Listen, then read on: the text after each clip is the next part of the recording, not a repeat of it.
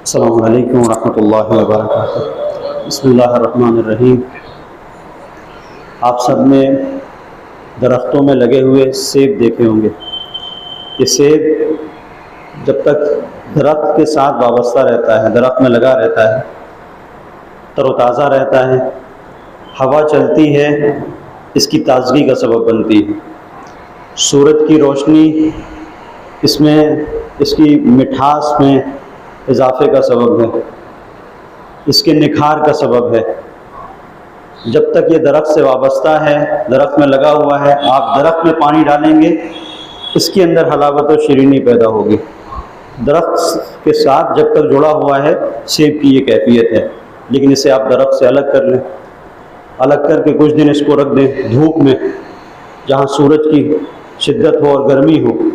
یہی سورج جو پہلے پڑ رہا تھا، اس کی تر و تازگی اور اس کے نکھار کا سبب تھا، جس کی روشنی پہلے پڑ رہی تھی۔ اب اگر اس کی روشنی اس سیب کے اوپر پڑے گی، نکھار کا سبب نہیں ہے، اس کے مرجھانے کا سبب ہوگا۔ اسی طریقے سے اگر اس پر آپ پانی ڈالیں گے تو سڑنے اور گلنے کا سبب ہوگا۔ یہی سیب جو درخت میں لگا ہوا تھا تو پانی مٹھاس کا سبب بن رہا تھا، اب اگر یہ درخت سے جدا ہو گیا تو یہی پانی سڑنے گلنے کا سبب بنے گا۔ پہلے ہوا چل رہی تھی تو اس کی تازگی کا سبب تھی، اس کے وجود کے رشد کا سبب تھی، کمال کا سبب تھی، لیکن اب ہوا چل رہی ہے تو اس کے فاسد ہو جانے کا سبب ہے۔ اس کا مطلب کیا ہوا؟ یہی پانی، یہی ہوا، یہی سورج کی روشنی، یہ سب کے سب اس وقت کارآمد ہیں، مفید ہیں کہ جب یہ سیب اپنے درخت کے ساتھ وابستہ ہو، درخت میں لگا ہوا ہو۔ درخت سے اگر جدا کر لیا جائے تو یہی ساری چیزیں اس کے فساد کا سبب ہو جائیں گی، اس کی خرابی کا سبب ہو جائیں گی۔ ہم سب کا معاملہ بھی ایسے ہی ہے۔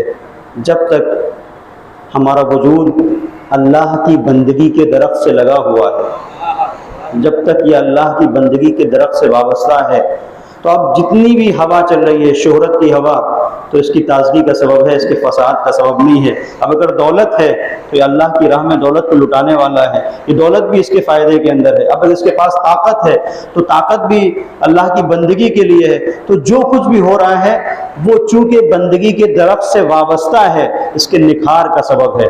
لیکن اگر یہ بندگی کے درخت سے الگ ہو جائے تو یہی شہرت اس کی تباہی کا سبب ہے، یہی دولت اس کی تباہی کا سبب ہے، یہی طاقت اس کی تباہی کا سبب ہے۔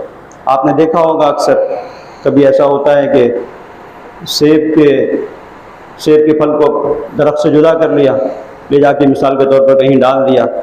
ہم نے بہت زیادہ اگر وہ کیا تو مثلا فریج میں رکھ دیا، کچھ دن وہ رہے گا، فریج میں بھی بہت دن نہیں چلتا، کچھ دن، اس کے بعد وہ خراب ہونا شروع ہو جاتا ہے۔ اب اگر آپ سوچیں کہ اسے دوبارہ ہم لے جا کے درخت سے جوڑ دیں تو جوڑنا چاہیں گے تو نہیں ہوگا، چونکہ ریشے اس کے خشک ہو چکے ہیں۔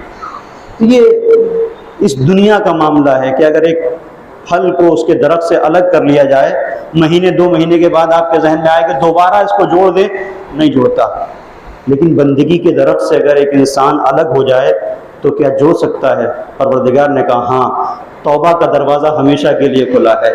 اور خاص طور پر اگر 1 سال بھی ہو گیا تم اللہ سے جدا ہو گئے، بندگی کے درخت سے تم نے خود کو الگ کر لیا، فساد ہو گیا، تمہارے وجود کے اندر کیڑے بھی پڑ رہے ہیں، اس کے بعد بھی مایوس نہ ہونا۔ ماہ مبارک رمضان ماہ مغفرت ہے، اس مہینے میں میری بارگاہ میں آ جانا، میں تمہیں پھر اسی طرح سے تر و تازہ بنا دوں گا جیسے پہلے تم تھے۔ یہ ماہ مغفرت ہے، یہ ماہ رحمت ہے۔ ہم سب کی دعا ہے رب کریم کی بارگاہ میں ہم سب کو پروردگار توفیق دے، اس مہینے کی برکتوں سے زیادہ استفادہ کر سکیں۔ محمد و آل محمد پر صلوات پڑھ دیں۔